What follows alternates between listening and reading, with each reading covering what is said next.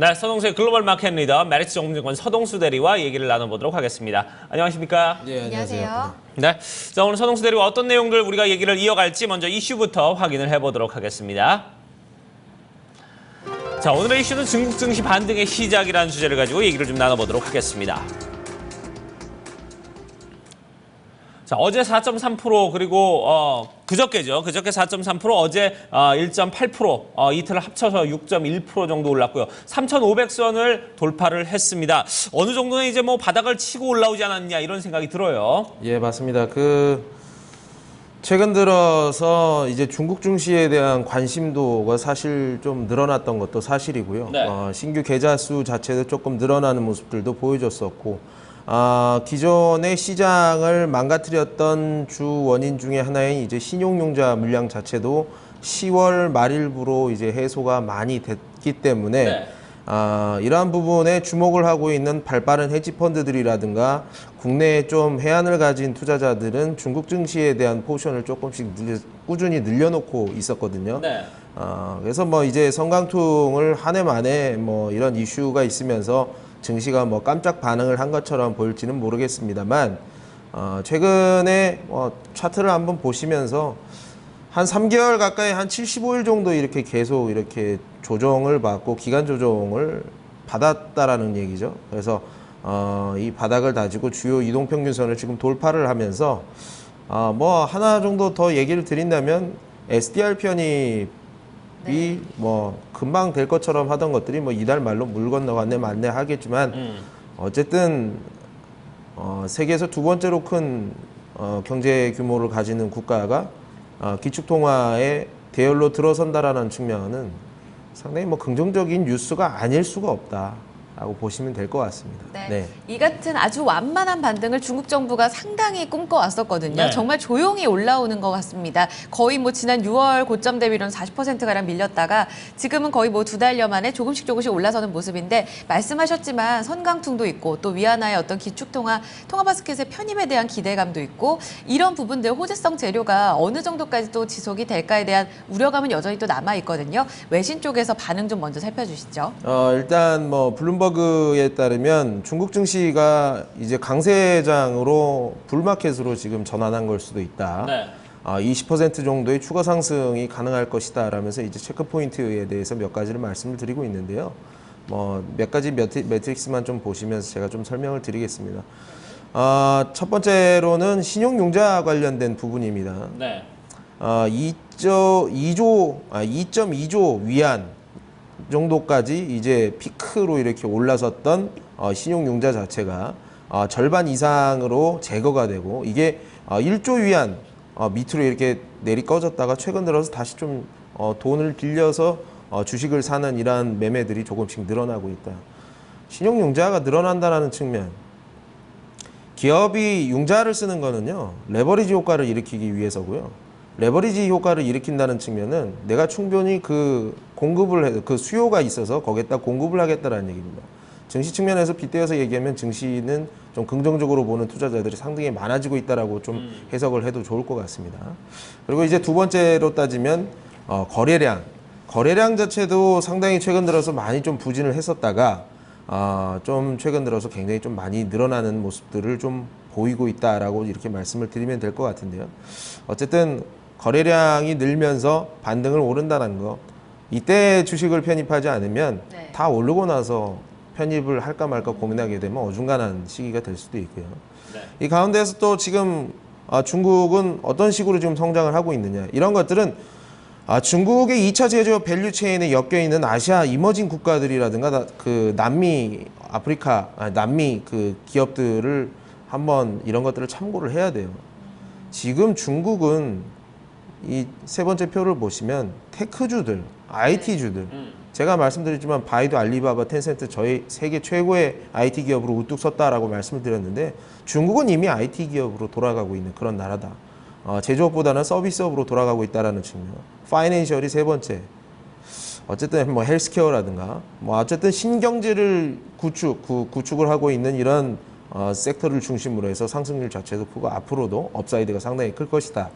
이런 것들을 우리 증시에 좀 대입을 해볼 필요가 있다라는 얘기죠. 네. 그렇군요. 예. 자, 이렇게 지금 뭐 전체적으로 지금 얘기의 전반적인 흐름을 봐서는 중국 증시가 지금 이게 하루 이틀의 반등으로 끝날 것 같지는 않다는 그런 생각도 들고, 거기에다 또 다른 이슈가 지금 뭐 선강통에 대해서 지금 계속해서 좀 언급을 하고 있고, 요걸 빠른 시일 내에 지금 시행할 것 같은 그런 조짐들이 좀 보이고 있는데, 이런 부분도 좀 한몫을 한다면은 중국 증시 앞으로의 흐름은 좀 생각보다는 뭐 잘 흘러갈 수 있지 않을까 이런 생각이 듭니다. 예, 뭐 성강통을 뭐 어느 정도 계속 좀 준비를 해야겠습니다만 실질적으로 뭐 점검을 하고 준비를 하는데 한 뭐 3개월 정도는 소요가 되지 않겠느냐라는 게 중론인데요. 네네. 성강통을 하느냐 안 하느냐 분명히 언젠가는 될 겁니다. 언젠가는 될 거고요.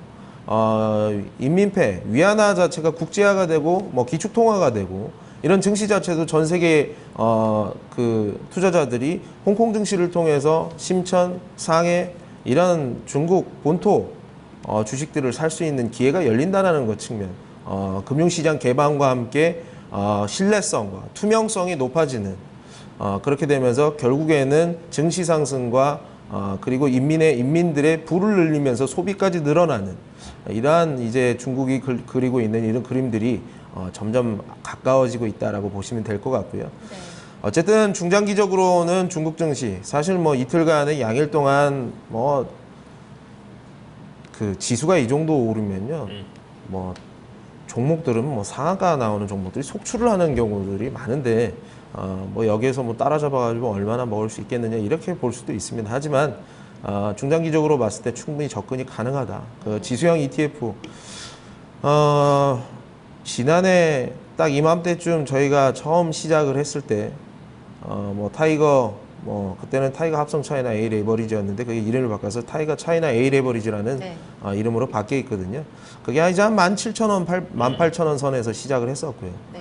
뭐 올해 뭐 5만 원까지 갔다가 이게 제자리까지 18,000원까지 갔다가 지금 한 또 2만 한 3, 4천 원까지 올라와 있는 상황입니다. 네. 중장기적으로 충분히 지수는 전고점을 저는 분명히 뚫는다고 보고 있고요. 전체 시가총액 그 GDP를 구성하고 있는 미국 같은 경우는 GDP 대비해서 미국 시장의 미국 증시의 시가총액 자체가 뭐 120%, 130% 달할 정도로 상당히 많이 올라가 있는데 중국 같은 경우는 100%에도 전혀 도달하지 못하는 상황입니다. 그런 금융시장의 폐쇄성이라든가 이런 것들 때문에 외국인 투자자들이 적극적으로 그리고 외국인 투자자들이 중국 증시에 들어갈 수 있는 한도 자체가 굉장히 좀 제한적이었기 때문에 이런 밸류에이션 리레이팅은 앞으로 중장기적으로 계속 이루어질 것이다 라고 보시면 될 것 같습니다. 네, 중국 증시가 이틀째 반등에 나서면서 심상치 않은 신호다라는 글로벌 시장의 목소리들이 들려오고 있습니다. 이 네. 신호를 통해서 중장기적 전략에 긍정적으로 활용해 보신다면 이 좋은 성과 있으시지 않을까 싶습니다. 첫 번째 이슈 마무리 짓고요. 다음 이슈 가보겠습니다. 네, 두 번째 이슈는 페이스북의 성장에 대해서 얘기를 좀 나눠보도록 하겠습니다.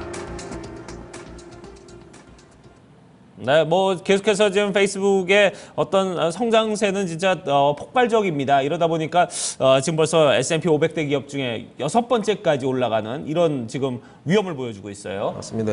뭐 예전 한 1, 2년 전까지만 하더라도 우리 카카오라든가 네이버 라인이라든가 또 뭐 중국의 여러 뭐 위챗이라든가 모바일 플랫폼들의 경쟁이 상당히 좀 뜨거웠다고 하면 이제는 그 모바일 플랫폼의 승자가 좀 많이 좀 갈렸다라고 보시면 될 것 같은데요. 네. 뭐 우리나라 기업을 중심으로 해서 좀 올랐으면 좋았을 터인데라는 생각 좀 많이 하지만 어쨌든 페이스북이 그 짧은 시간 안에 굉장히 높은 궤도까지 지금 올라왔다라고 보시면 될 것 같습니다. 네, 중국 기업들이 조금 이제 걱정을 해야 될 그런 시기인 것 같은데 그런 부분에서의 경쟁 구도도 상당히 또 흥미로워질 것 같거든요. 일단 뭐 대리님께서 페이스북 하시나요?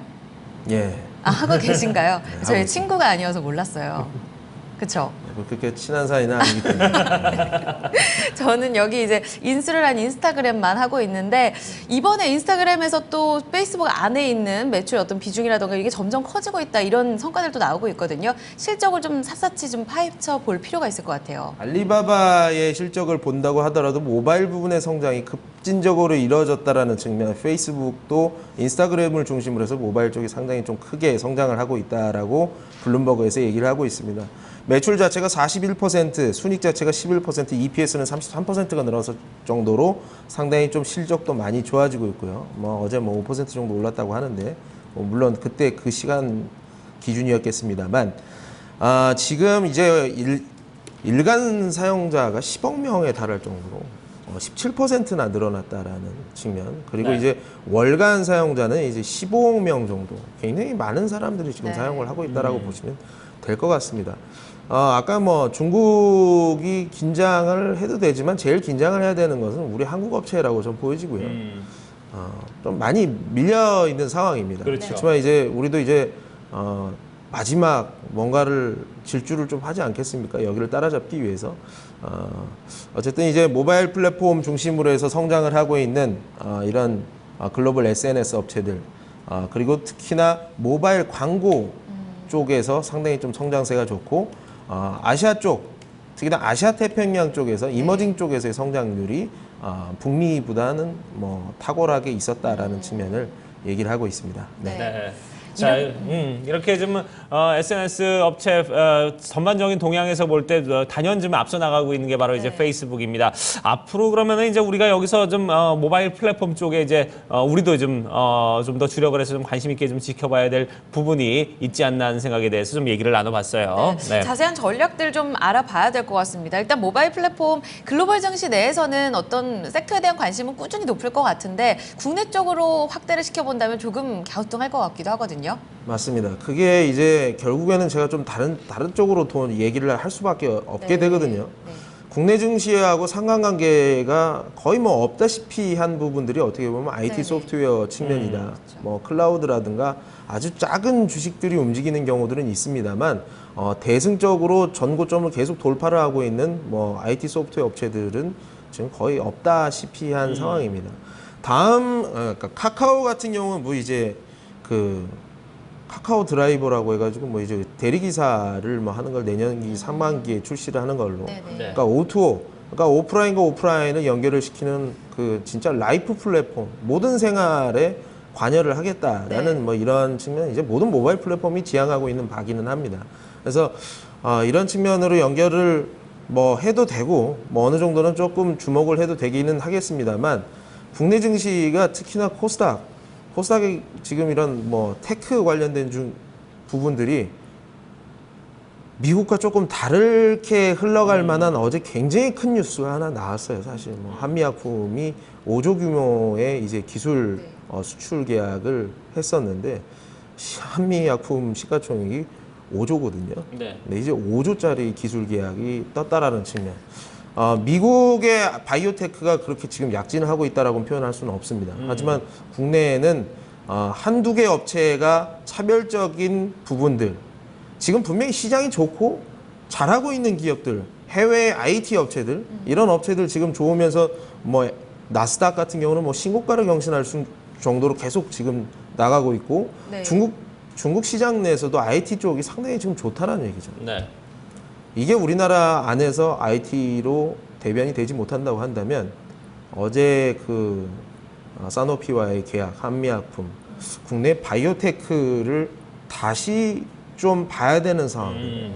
전 세계적으로 지금 증시는 다시 굉장히 불마켓으로 진입을 하고 있다. 하방을 중국 증시가 받치고 있다라는 측면을 우리가 생각해 봤을 때, 과감하게 이런 쪽으로 매수, 오버웨이트, 비중 확대 전략을 가져가는 것을 9시 전에 분명히 결정이 필요하다라고 저는 생각이 듭니다. 네, 네. 그래요. 자, 일단은 좀 흐름 자체가 분명히 좀 미국이나 중국과 우리가 조금 이제 다르게 흘러간다 이런 부분에 대해서 언급을 해주었고, 미국이나 이제 뭐 중국 같은 경우는 지금 테크주가 좀 잘 가고 있다면은 반대로 이제 우리 같은 경우는 그런 부분에서 상대적으로 좀 위축이 돼 있는 상황이기 때문에 다른 쪽에서 좀 해답을 좀 찾아봐야 된다. 그런 부분에서 바이오주를 다시 한번 좀 재조명해 볼 부분도 있지 않냐 이런 부분에 대해서 언급을 해주셨어요. 네, 오늘 전략적 이야기는 여기서 마무리 짓도록 하겠습니다. 글로벌 마켓 리더 두 가지 이슈 함께 하셨습니다. 메리츠송금증권 서정수 대리와 함께했습니다. 고맙습니다. 네, 네, 고맙습니다. 감사합니다.